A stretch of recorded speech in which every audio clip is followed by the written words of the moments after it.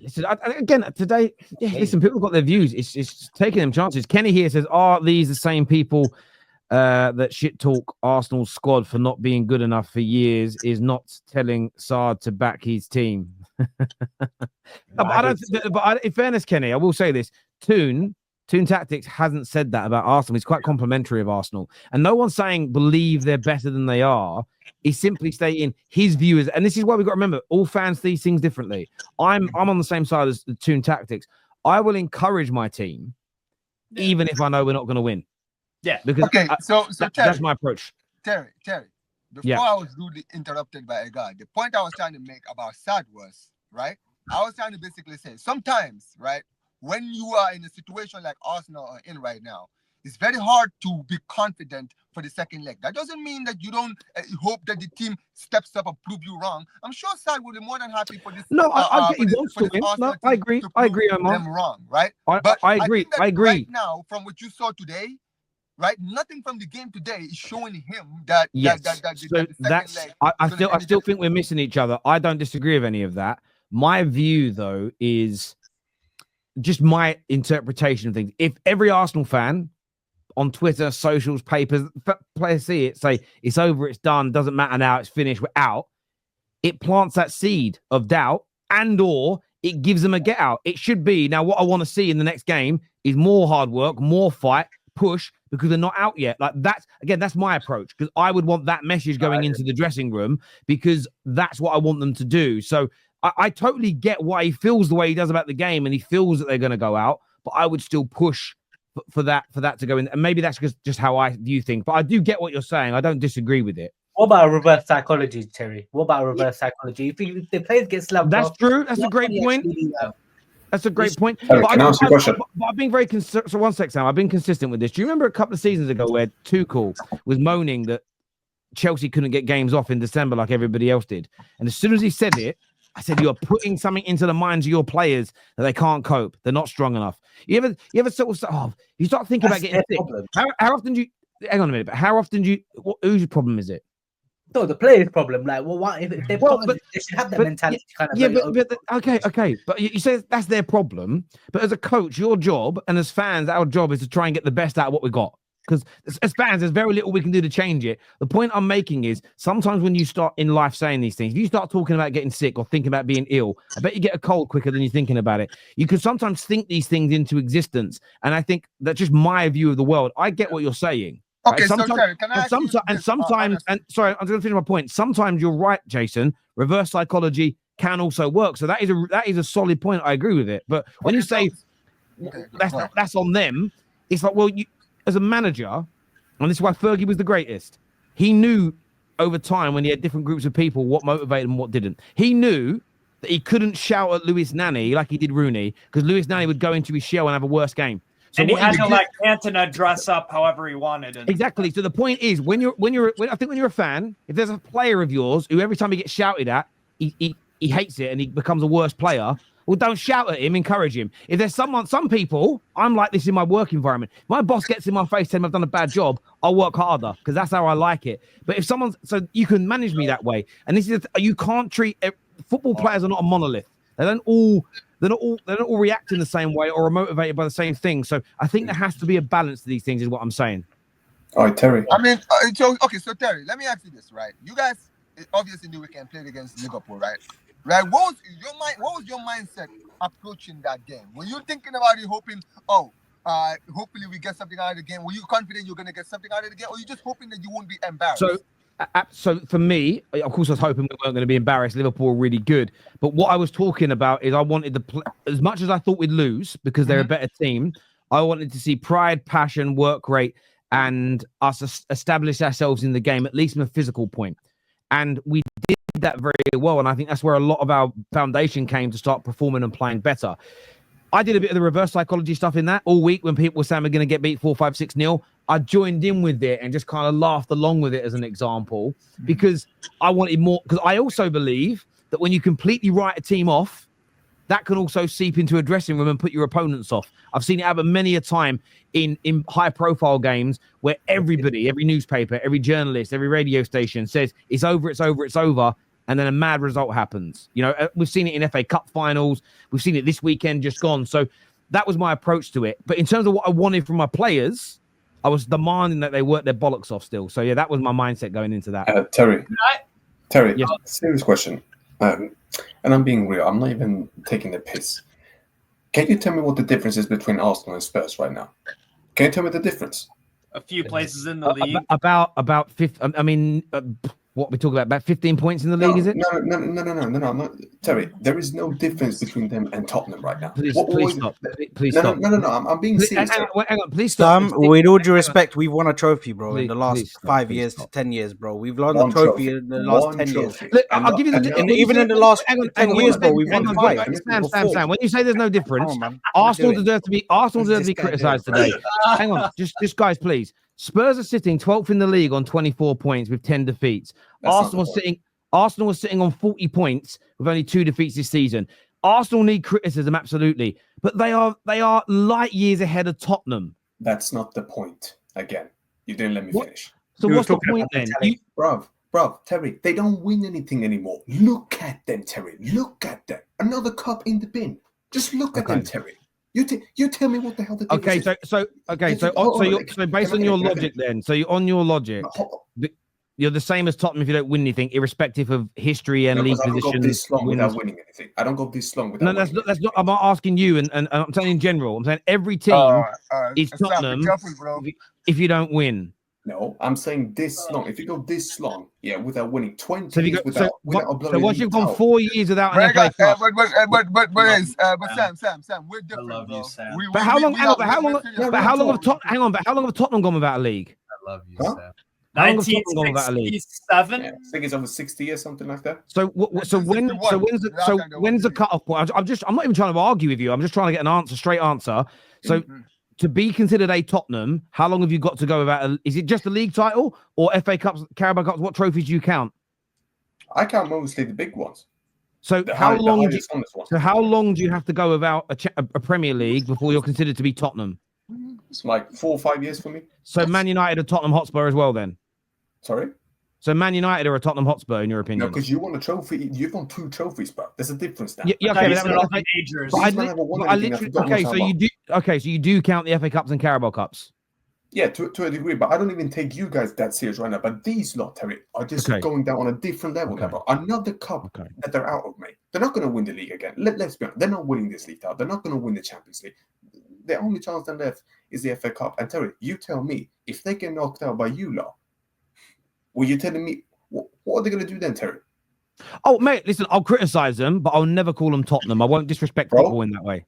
Bro, listen, I'm going to be real with you right now, yeah? I'll never call them Tottenham. If they go trophyless one more time and Arteta still decides, if he still is in the job after this, if he still is in the job and they go trophyless again, bro, respectfully, I don't want to hear none of this talking about them being a big club. I will not treat them like a big club anymore.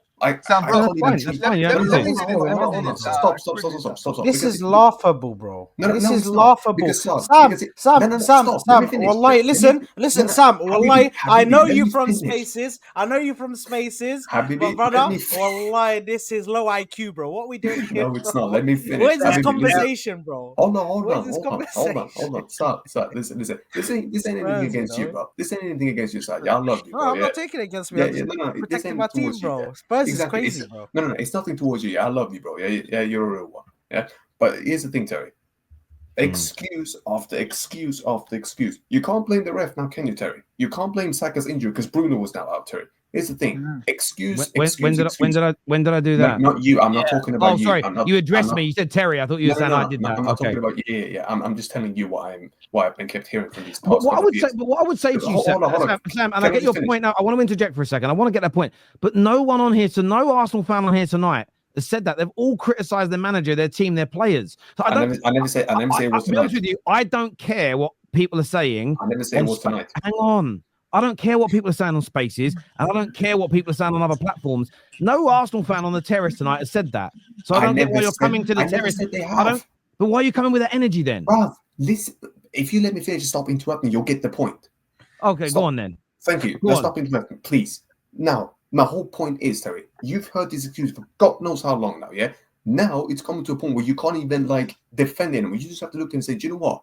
He just ain't good enough, mate. This manager ain't good enough. There is nothing anymore can convince anyone anymore. What's there left to be convinced now? I agree with you on that. I understand your point, but again, I'll ask the question. No one on the terrace tonight has sat here and said that. No, but still. But you're coming. You're coming with an energy of accusing people of saying things they haven't said. No, I'm saying when I've heard this for these couple of years, and now still you've come to this point. But they're not giving those excuses. What? But they haven't come on here. They've all criticized their team and manager. But but tonight that's true, Terry. I'm not even saying that you're wrong in that.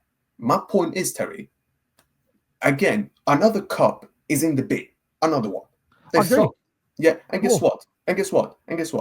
That's how long is it now? It's gonna be his 5th season where he might not even win anything. I know. Anything yet. You tell me what kind of a big club keeps a manager in power like this still. There is no. Terry, can I just quickly say something? I've criticized those things. That I agree with you on. That point I agree with. That's my point. When I said being a Tottenham, my point is if they still keep this guy after all of this and not win anything, bro. Terry, I can ask a question. If Amorim was doing the same thing as how much size of the club is, mate. If you're going to behave like a small club, one at a time, please, gentlemen. Terry, I feel like also, just to add to Sam's point, right? Sometimes it's not always about, how long you've also gone without trophies. Also, you have to look at your progression during that time. Now, don't get it twisted, right? I get that, yes, Arsenal have had a lot of improvements. Yes, they went from being a team that was in the Europa League, got into the Champions League, challenged for the league 2 seasons in a row. That's all good and great. But this is the thing. For a club of Arsenal's stature, yes, fans at some point, because the idea of bringing Arteta was he's going to build this club into being title challengers and eventually winning those trophies, right? So now he's built the club to a point now where they've challenged for trophies, Premier League, right? They have a team that is good enough to challenge for the Premier League, right? Now, fans are now demanding, okay, where are the trophies, right? And the issue is... Omar, we did the foreplay, but we couldn't finish. No, but this is the thing. This is the thing, right? Because let me just remind you, Liverpool went through a similar path with Klopp when Klopp arrived. When Klopp arrived, he didn't have a good team. Right. You understand what I'm saying, right? It took them years before they actually had like a team good enough to win. I agree with all of this. What's the point you're making towards me? I'm a bit confused. No, it's not you. Not the point was you. I'm basically just adding up to what Sam is saying, right? The thing is, during that process of the Liverpool's process to get to where they are, they went to Champions League finals, right? Yes. You could see the progression. You could see what Klopp was building. That's why it was easy to give him time because you were like, okay, well, we can see what he's doing. He's getting close. We just need a little bit more improvement, and then we'll finally get it. The thing with Arteta is, right, we're trying to give that same benefit of the doubt for Arteta, but the problem is Arteta during this time hasn't been since 2020 hasn't been into a Carabao Cup final. He hasn't been an FA Cup final. So I agree. Been a Europa League final. He hasn't been a Champions League Omar. I understand, and that's why I've said for the past 2 seasons he must solely now be judged. I think he's judged for the rebuild. He was the head coach, part of the rebuild, who got them back to being title contenders. That is in itself, I believe, is an achievement when a club's fallen down. But what I've said for the last 2 seasons, and I'm not saying you two are challenging me, or you're both saying you're not challenging me, even though it sounded like you were. That's fine. I'll take your word for it, gentlemen. I've said for the past 2 seasons, he can now only be judged on the trophies that he wins. So I don't disagree with you. The only thing I wouldn't do, and that's just because I care about the heritage of football, is I wouldn't call an Arsenal a Tottenham, the same as I would. Oh, they're behaving like it right now. No, I hear your point. It's just not me to say that. Trim the Schooner was on there. I was going to address him, by the way, because I haven't forgot what that man was saying to me when what was it? After the Champions League thing, yeah? My man said, why are you talking when you're there in the Champions League? Guess what, mate? I've got a message for you. And Terry can go ahead and clip this up and send it to him. I don't care, because this man, I hope it gets message. Guess what, mate? Your club is even more shit. Yeah, you are awful. I hear that, guys. I am running out of time, so I need to get through these super chats here. Arsenal Jumbo. Lully, thank you, Arsenal. You lifted my mood. Not an Arsenal fan, but if Arsenal fans were blindly backing their team after a result like this, you'd say there's no standards, they can't win. You don't believe it. Again, I'll be honest with you, it's frustrating now because the position has been explained 5 times. It's not about believing in things you don't believe in. It's pushing. We've all established, not Patrick, you wrote this earlier. We've all established none of us want Saad to say things he doesn't believe. What we're saying is tell your players the message should be don't give up because you should still want them to try their best in that game. I think we've established that. No one has said say things you don't believe, but you definitely all believe they should try their best. Sard, fans also need the mentality. Reach into your V and pull out a pair, lad. The Arsenal fan Tell is showing bigger mentality. The Arsenal fan Terry. Yeah, I get that. That's funny. Isn't it? Someone said when I was talking to you, Sam, then, are you defending Arsenal? I wasn't. I was defending my panel. There's a fundamental difference, but it does take brains. I wasn't going to go with the panel. I hear you. If there was ever a game that showed Arsenal needed a striker, it was this. Isak showed how a striker can win you a game with only a couple Swedish of striker. That's chances. my Swedish striker right there. Even if Arteta has full control over the transfers, there's still an indictment on the board. Why does a novice manager have the final say? I agree with that completely. Hypothetically speaking, if Arsenal had 200 million to better, I think he means Arteta had 200 million to better Arsenal long term, would you get new players or a brand new officiating team for England? I want to big up Ty here for donating another 10 memberships to the audience. 70 memberships you donated tonight. Amazing. I think the reaction is justified because the club needs to know these performances are not acceptable. 100% I agree with you on that. Maybe we go out and actually drop the bag for Isak. I doubt that, but I doubt Isak. But yeah, the Sam guy is talking nonsense. I don't like Arsenal too, but he is not a smart individual and argues like a child. I guess what, mate? Thank you for your $5, mate. Yeah, maybe next time use it to do some brain surgery, mate, because you're gonna need it, bro. Flip flop. Gremlin in here comes and says a bunch of waffle, gets countered, and then backtracks. We all know why you are here. Come with chest or be quiet, is what Tony says. I don't know who that's addressed to. Who is it that to?